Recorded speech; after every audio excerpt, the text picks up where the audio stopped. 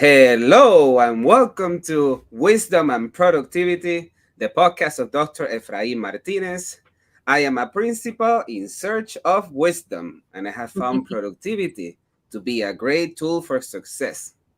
Today, I have the great and distinguished honor of having with me Dr. Nancy B. Gutierrez, Hola, who is a hola. hola. She is a former teacher and principal, now serving as the president and CEO of the Leadership Academy. This nonprofit has created a national model for teaching and inspiring leadership at every school system level. With Roberto Padilla, Nancy co-author Stay and Prevail. Students of color don't need to leave their communities to succeed. This is the Kindle version. With a strong message of confidence, mainly directed at leaders of color, that the answer is in the room. That's It right. is quite an honor to have Nancy to share her wisdom and her productivity and also to answer questions about her new book, Stay and Prevail. Dr. Nancy B. Gutierrez, Hola, who hola. are you?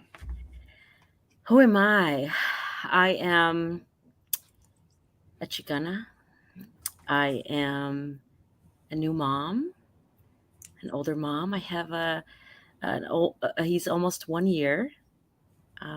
Took us quite a while to have him, and we're really blessed that he's here on this earth and doing great. I am a product of my ancestors. I am the daughter of Maria del Socorro Escobedo Gutierrez, the daughter of Antonio Gutierrez, and the granddaughter of Soledad Castillo, Beatriz Gutierrez, and Jesus Gutierrez. And I am a daughter of the sun. I am a CEO, is what you called me, but we've actually dropped the chief in honor of our Mm. Indigenous community. So I'm an LEO, lead executive officer. And that inspiration and wisdom, as you say, comes from my homegirl, Veronica Crespin Palmer out of Colorado, who modeled the way forward. And there's so much more I could say, but that is where I will stop today. Wow. I love that you guys changed CEO to LEO. I think that's truly innovative. Thank you so much. We began the right way.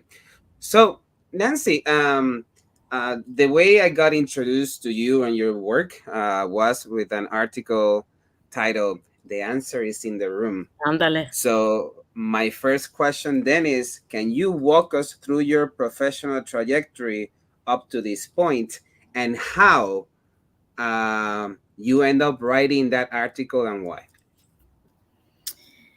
So that I love, by the way, I loved writing that piece. And that was actually, if you look at the date, I want to say it was October 2018 when I first became LEO of the Leadership Academy. That was 5 years ago, almost 5 years ago. And my trajectory up to that point was that and what I'm most proud of, and what actually the book, what Stay and Prevail really features, is we're trying to really lift up and highlight those who gave back to the home that raised them.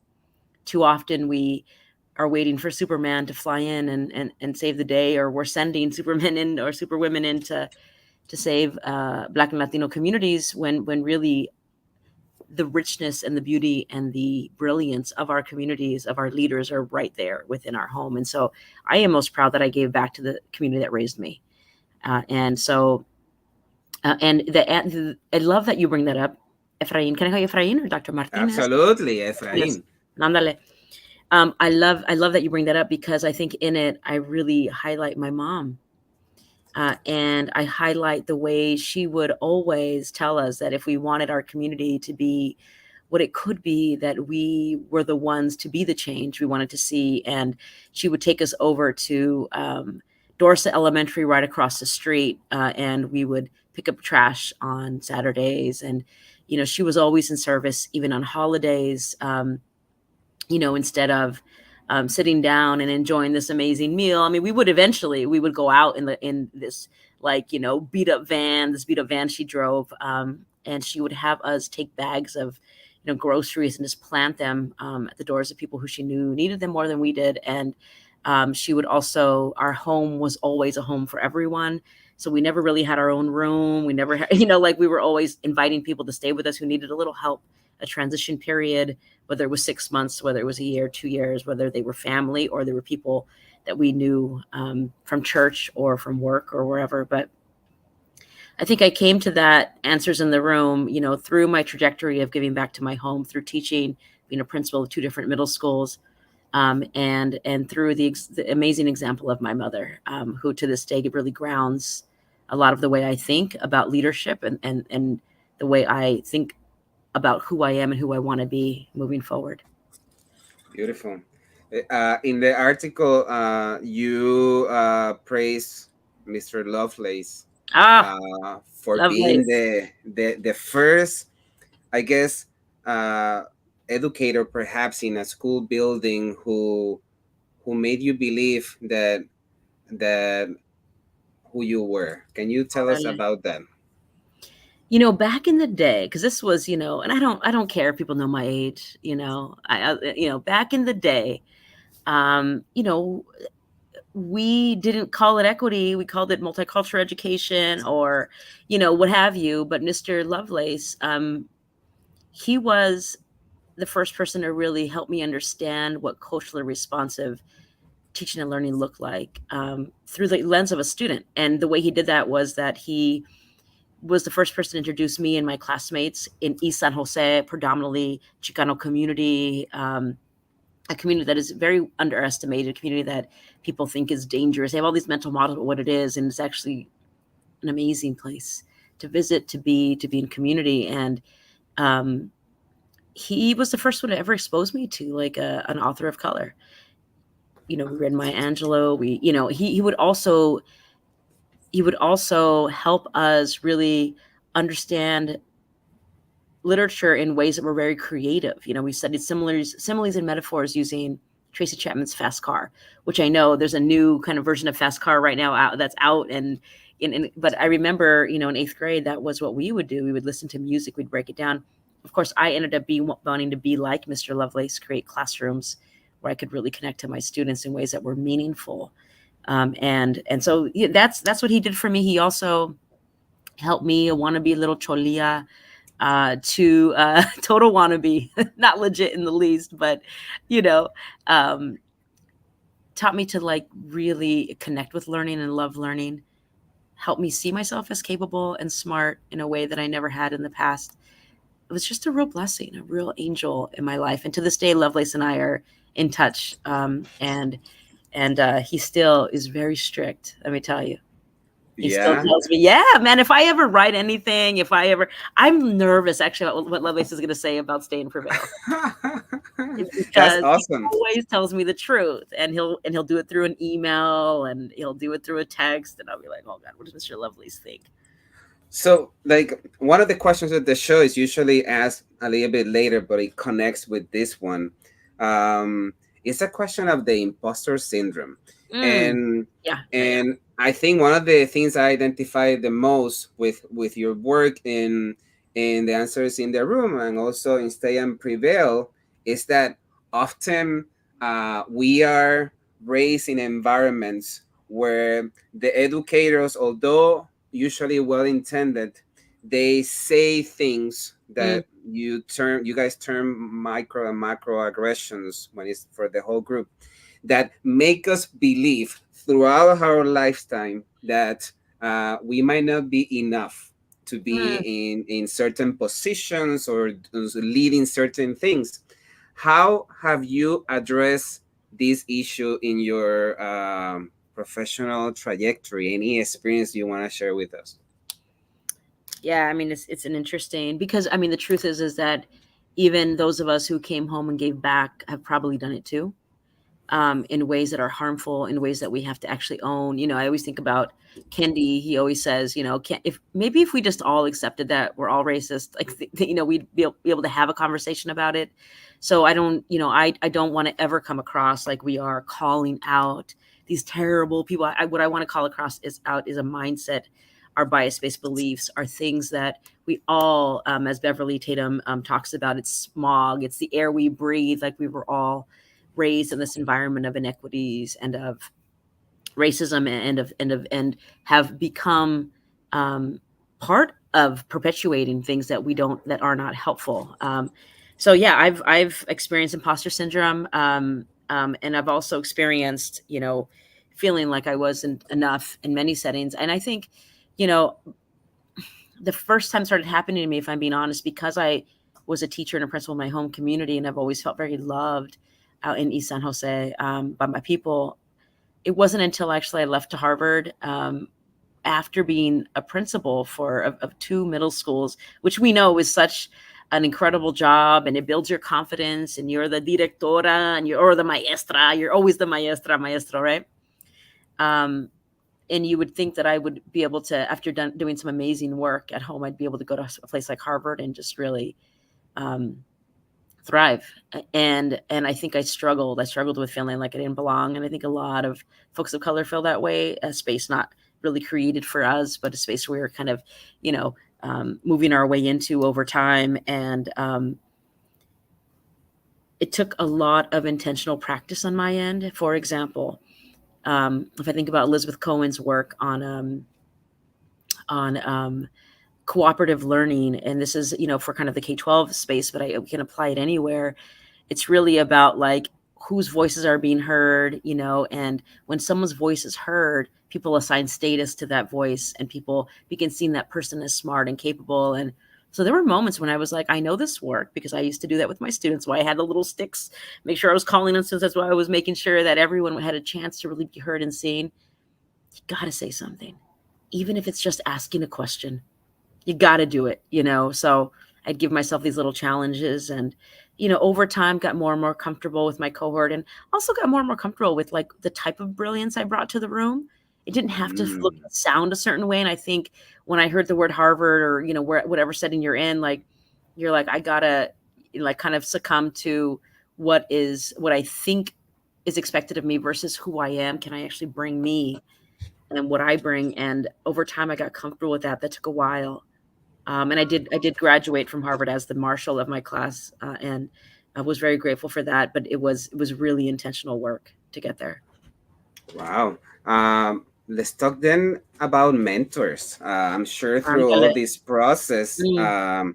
you had people who you consulted and guided you through all those waters of difficulty. Who should we know of? Who should we praise? Mm. We cannot think about mentorship without thinking about our ancestors.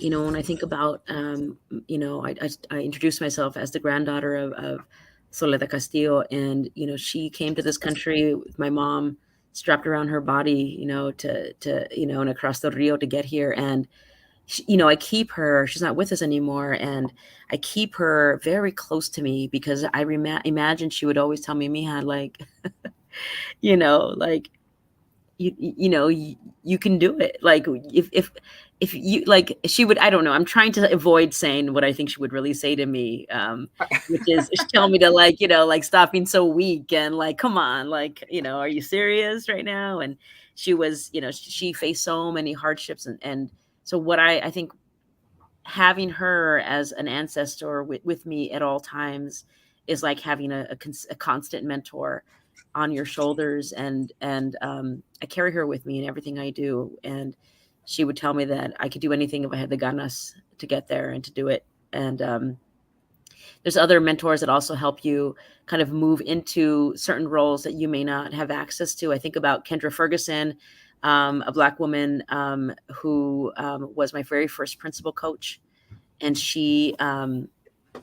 the way she modeled for me what it meant to be a woman of color in leadership, the way she modeled for me what it meant to live with integrity and by your values, um, and who is still a mentor to me today and is actually on my board right now. I think about Irma Zardoya, Puerto Rican sister from the Bronx, who saw in me what I didn't see in myself, and helped me kind of get to this level of becoming the LEO and president of the Leadership Academy. We always talk about Dario Collado, a friend of mine, um, always would talk about the elevator, el ascensor, right? He would say, "Hey, man, you're gonna go up in that elevator, but don't forget, throw it down for the next person. If you're not taking someone with you while you're moving up, then make sure to send it back down." And I felt like she did that for me, and I felt like so many people have done that for me. I think about Ellen Moore, a white woman from Santa Cruz, California, who led an amazing nonprofit called the New Teacher Center, and helped me understand what it meant to be a leader of a nonprofit, which was very different than being working at the district level or being a principal or a teacher. So there's been so many amazing mentors, and the way I try to pay it forward is by doing the same for others. And I've been very blessed with so many mentors, including my own mother, my own grandmother, my sisters. Beautiful. So from a principal to a principal, Mm. what made you become a principal? I always thought I would never enter the dark side. You know, you know how it is, Efrain. You're a teacher. You're like, really? Um, it was because I had parents. There were a group of parents from San Jose who went on a trip to New York City to see the small schools movement at the time, and it was being funded by a community organizing group called PACT, People Acting in Community Together. And they were a faith-based organization that would meet with parents after church, and they would talk about all the things they wanted to see in their community. In this particular case, East San Jose, and they would talk about healthcare and education. So they took them on this trip, and the parents, I got organized by an amazing parent named Maria Vizcara. Maria, her son David was in my class, seventh grade student. And she came to observe a class. And you know how this is. You're a teacher, someone's observing. You're like, yeah, you're like, anytime. My classroom's open. That's kind of how I rolled. Like, this is community. This is comunidad. This is not like my classroom. It's our classroom. And so she came in. She observed, a class. We sit down right afterwards, and I said, let's talk. Would you tell me anything? Ask me anything you want. Let's talk about David, how he's doing. And she's like, I don't want to talk about my son or your lesson. I want to talk about you. I want to talk about how we as parents have a vision for a middle school that we want in this community. It doesn't exist. And tonight we're getting together at a house and we are brainstorming, and we'd love for you to be there and be part of this. And Man, Efrain, she had me. She organized me, and she kept organizing me one-on-ones, meetings, until I agreed that I would not only be part of it, but that I would help to design it and be the principal to open it. And so that led me into leadership, leading a new small school of choice. What a great example that the answer is in the room. With That's right. leaders coming all shapes and sizes with all That's sorts right. of degrees or non-degrees. A Titles, no leader is a titles. leader. Mhm. Andale. Beautiful. So, Nancy, um, do you remember a time where you transitioned to be the Nancy who you are today? Uh, Interesting. and the question is Hmm. phrasing this right. We all start at some point, and at some point there's a turning point. There's an experience that makes us detach from who we were, and we become Hmm. who we are. That's a deep question, man. I mean, the whole reason we rewrote Stay and Prevail is because Roberto and I wanted to make sure that no matter who we become, that we never disconnect from our roots, from who we are, from what defines our core, from our comunidad, from the people and the familia that loved us, that raised us. And that can mean many different things, and you can give back in many different ways. But the person I'm now couldn't the person I am now is able to articulate that in a way I wasn't able to in the past. Like in the past, I may have thought it was, um, that it was really important just for me to be down. I had to like live and die in East San Ho. That's it. Like, I'm down. I'm one of the people. I'm a homegirl. Like, be a teacher forever. I mean, that's really what I wanted to do. I think what I learned through leadership is exactly what Wallace research showed us in 2021, was that teacher remains one of the single most important factors in a school environment, but the principal is as important and has greater scale. And so that, I think, is I know the potential of leadership today. I know when I accept these roles and I step into these moments, I know that there's power in that. I also know that I have to be really careful not to abuse that power. I have to know I have to be careful to be inclusive in my leadership, and know that I will not be effective if I ever forget who I am or where I come from. And I don't think I knew that my story was important back in the day. I remember, Efrain, when I was a principal, it took me until year 6 as a principal to tell my story. And guess what? My story was that my mama still lived 2 blocks down. And I never thought that was like, why wouldn't I think that was important? I thought it was like, vamos, like we got work to do. I was going to become the principal of the school my mother attended as a middle schooler.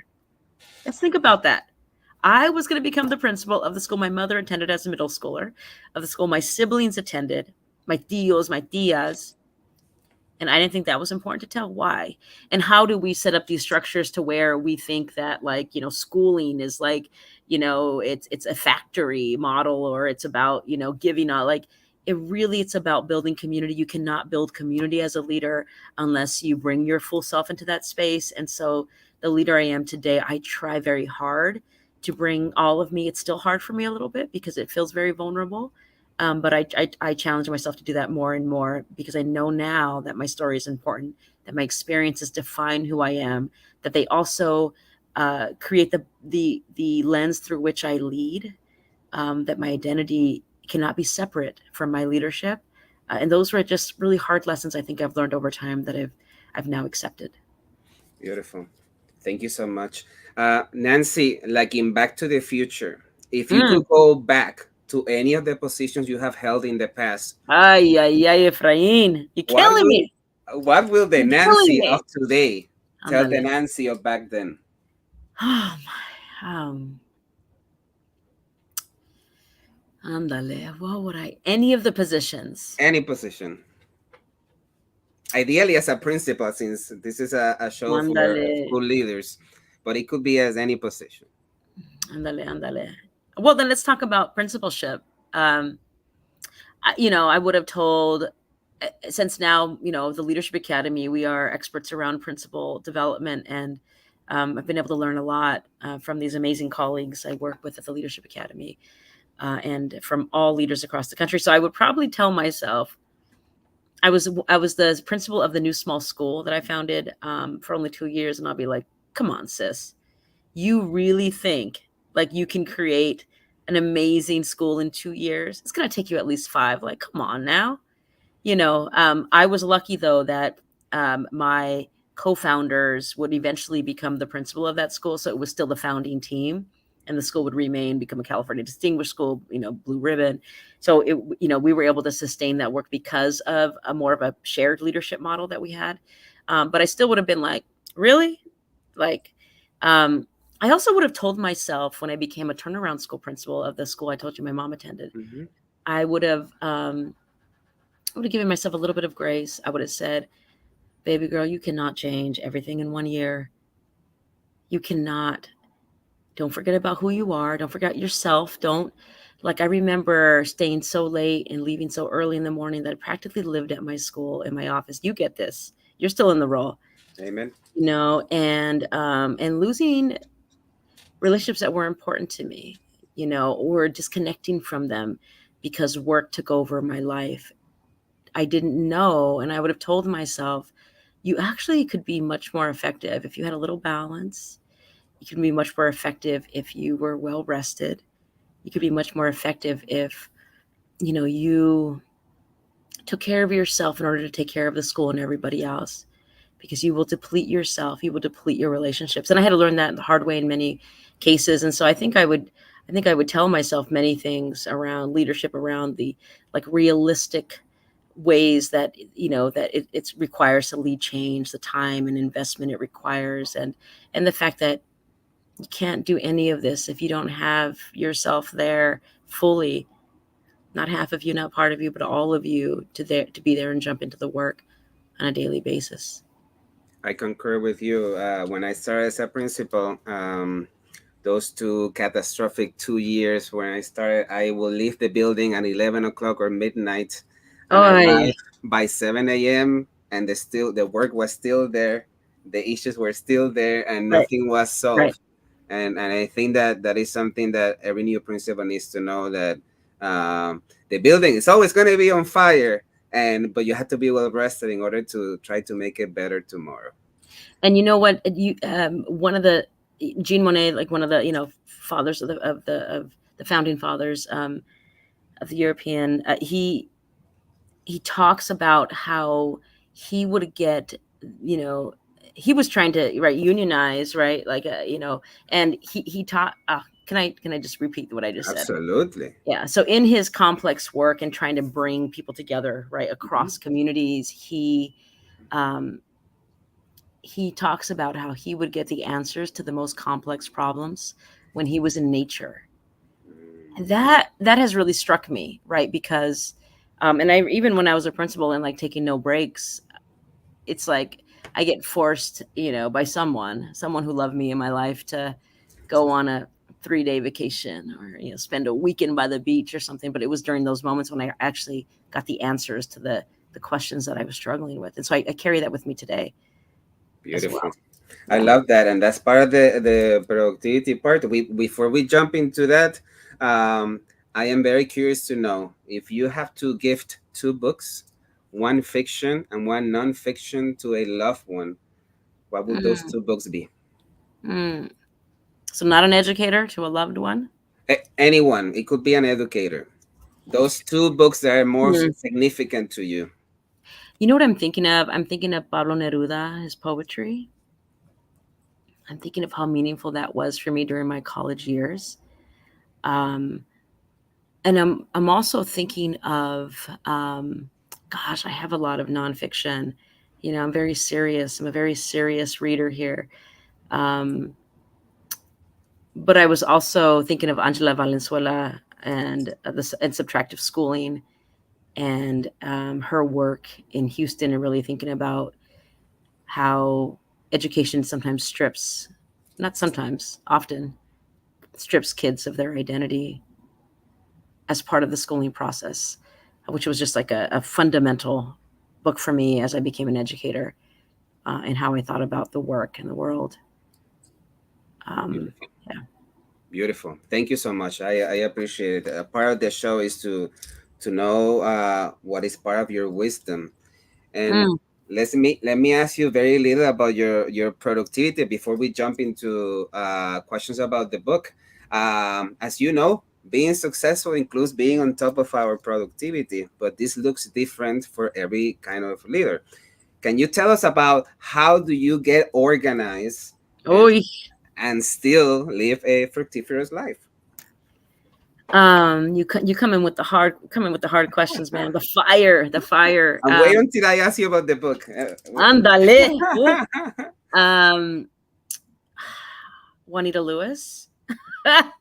Juanita Lewis is the most amazing, most organized partner in this work I've ever met, and she supports me. I have to know. You have to know what you do well and what you don't do well, um, and I do miss details, but Juanita Lewis never misses a detail, and so that is how I stay organized today.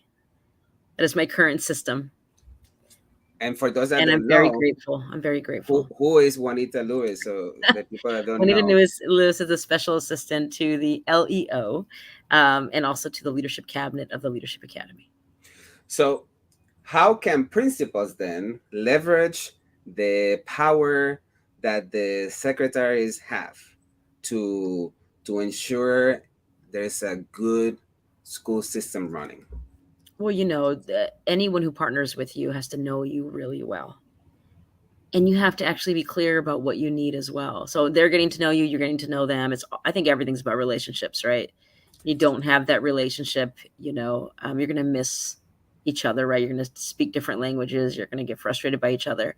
When you can be clear in your communication, your needs, your wants. One of the things that has always works well is in any relationship, whether it's, the admin who supports you, with your assistant principal, with anyone with your leadership team, Are you constantly doing, checking in with each other? Are you doing a plus delta? Are you doing a weekly, like 20, 30 minute, like what's working?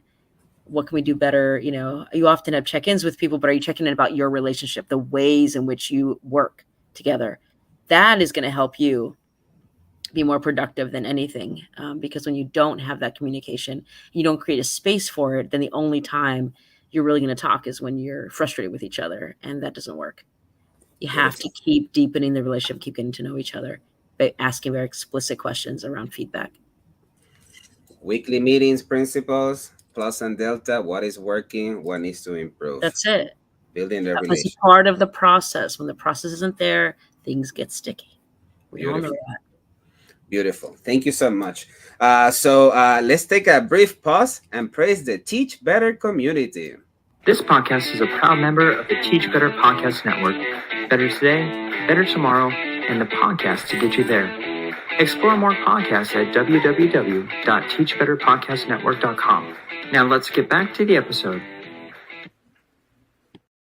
So let's talk about this book titled Stay and Prevail. Students of color don't need to leave their communities to succeed. Can you share with us the moment where you and Roberto decided, you know what? Let's make a book about these ideas and this work that we have been doing. Mm.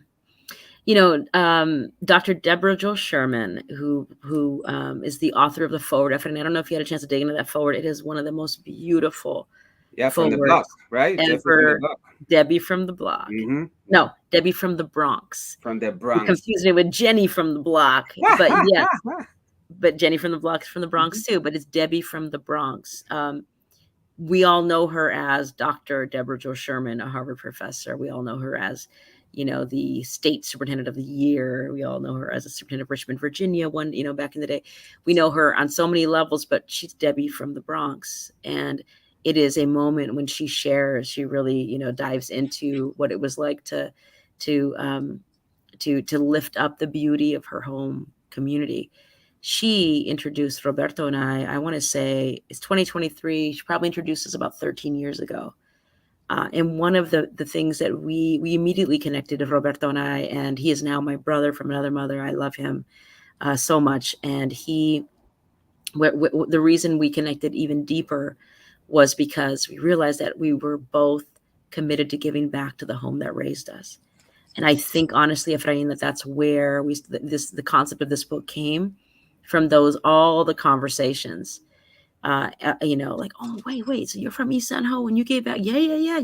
Oh, wait, yeah, you're from New York. So, it was like, we just got so excited because, we hadn't met each other, a person like that, or at least within that period of time in our own journeys, and really connected on that. And it continued to be a story. So for example, when, Miguel Cardona was named our Secretary of Ed, Roberto and I looked at each other. We said, he gave back to the home that raised him.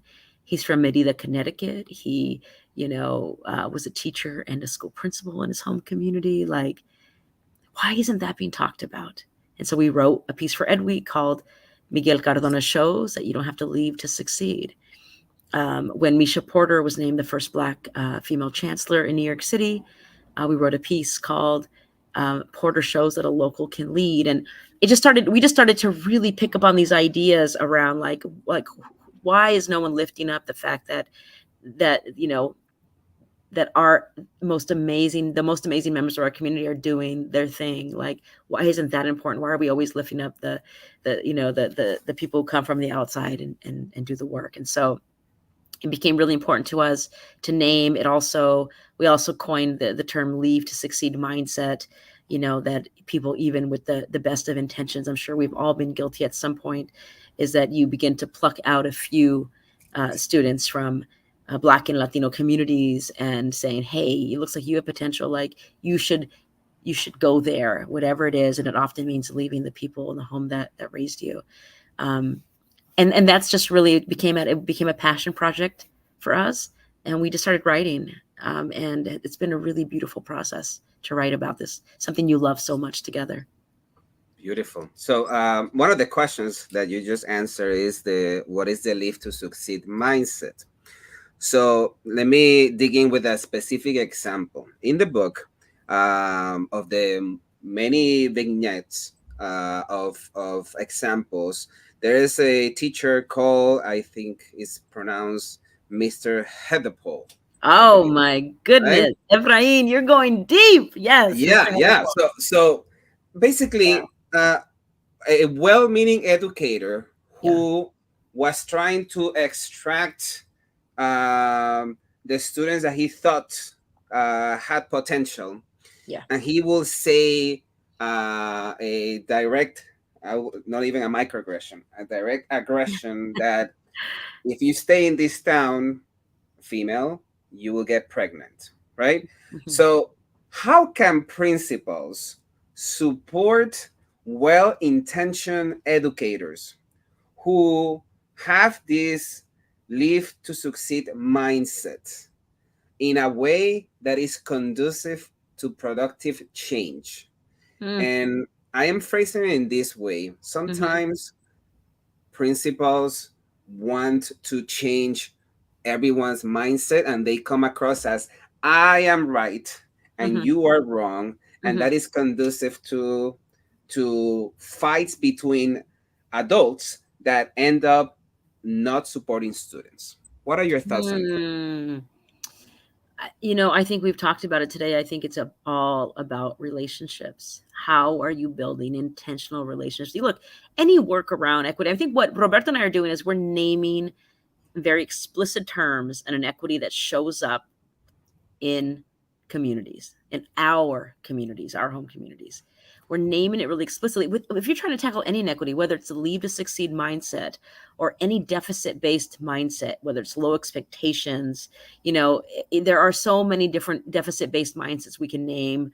Um, it requires being able to name it for the person, being able to, and Leadership Academy actually has like 6 different equity dispositions that allow for some tools to name it, to confront it, to support, to partner up in order to dismantle, with your team. And so I think that's it. I think it falls, and you'll notice too, if in any hard conversations we have about anything, if we don't know the person well, if they don't know us well, if we don't trust each other's intentions, it likely is not going to go well. Right. So, in this case, yes, we're highlighting leave to succeed, but you need the relationship. And if you don't have that, then it's really hard to really change mindsets, to really shift.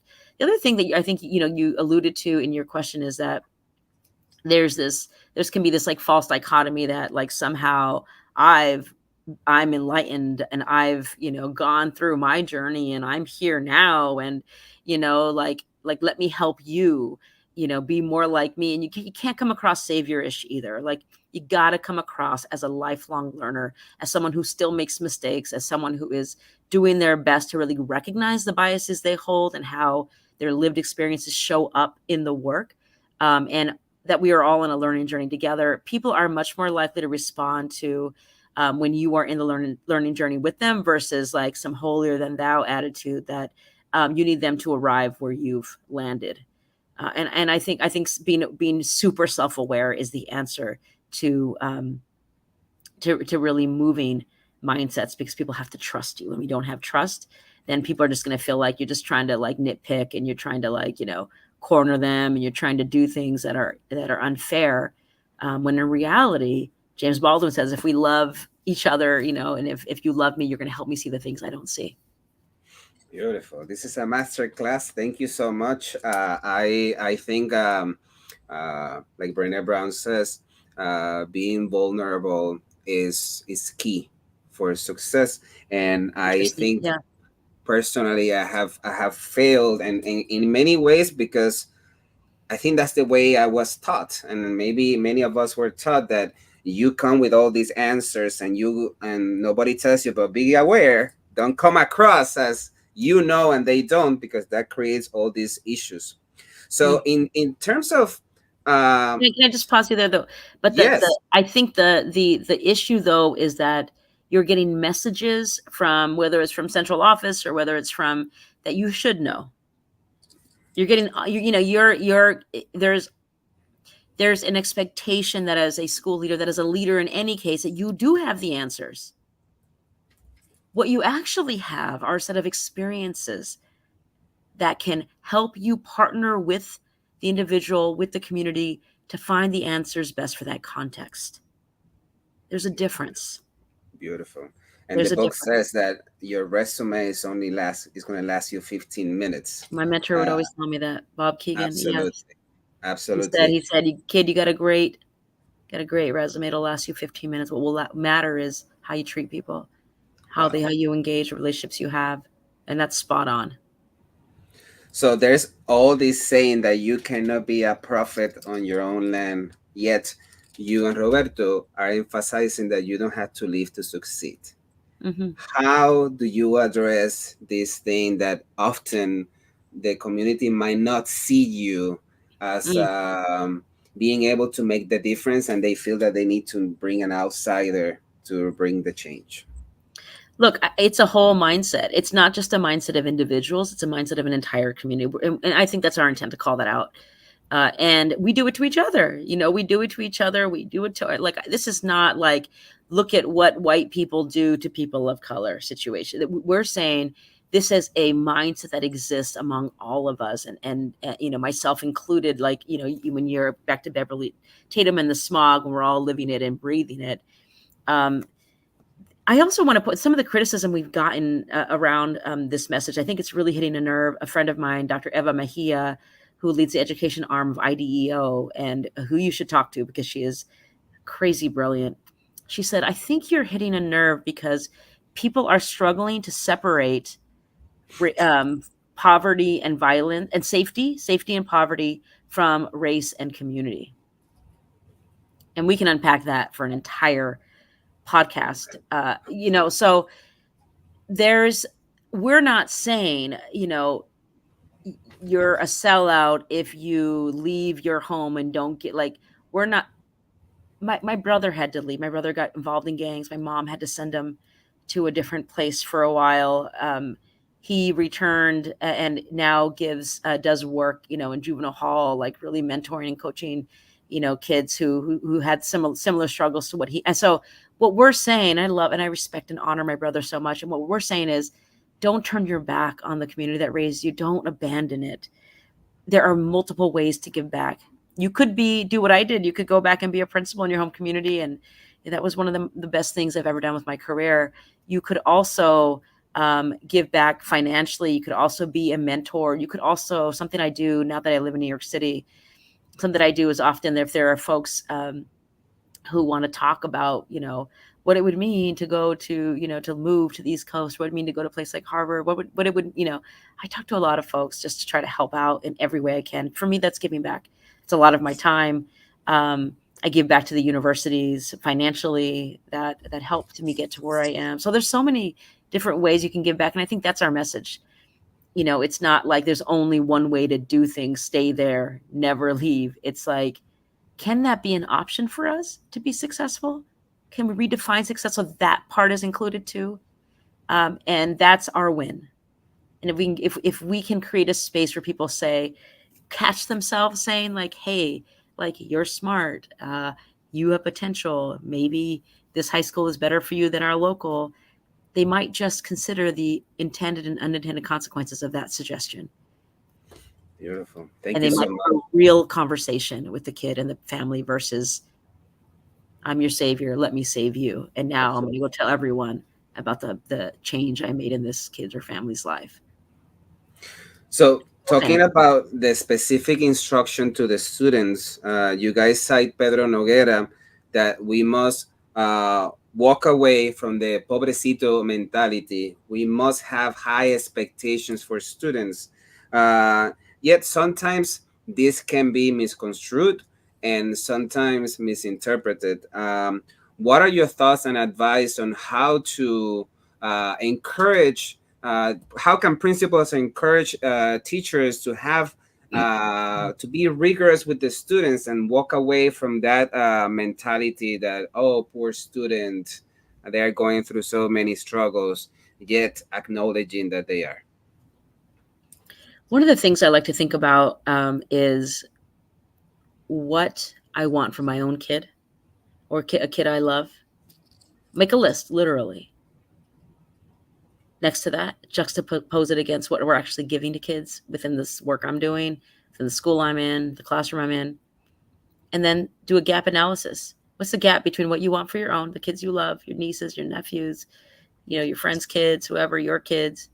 What are you actually giving, and what's the gap, and why? And I think that is always just a healthy gauge of where you are missing the mark as an educator.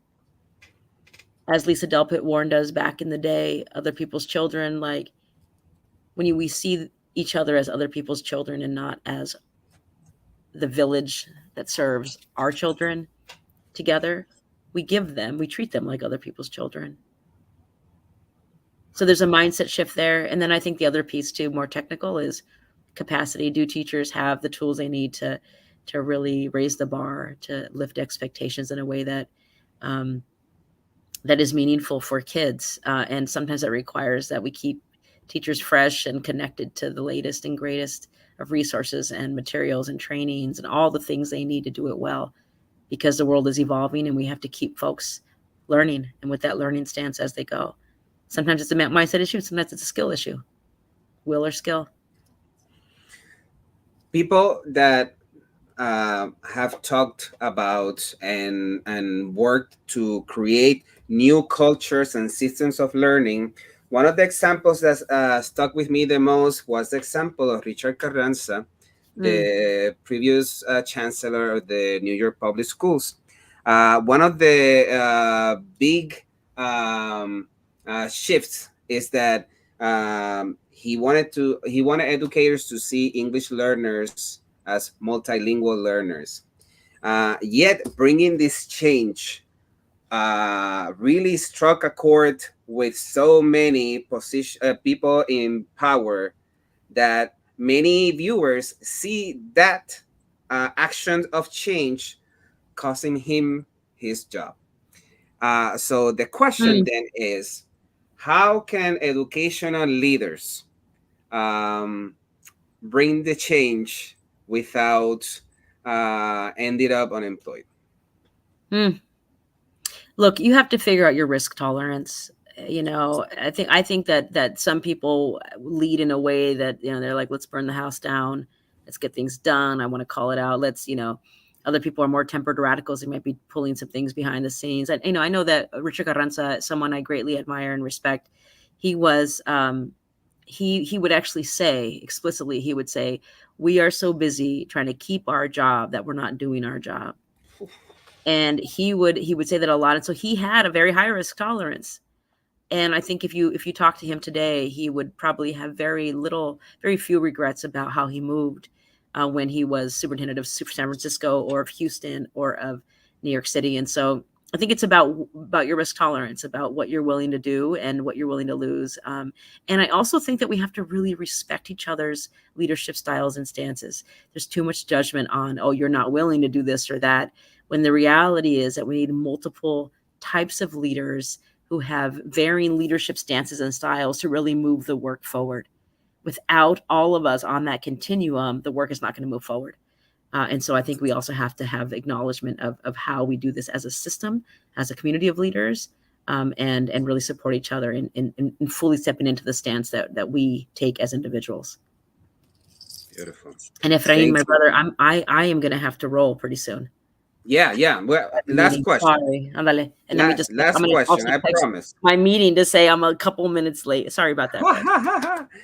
The last question for you is, when you were a principal with your team, you flipped the script on behavior and students were sent to the office. You really read that book, didn't you? Oh, yeah. I told you, if you gave me the book, I would read it.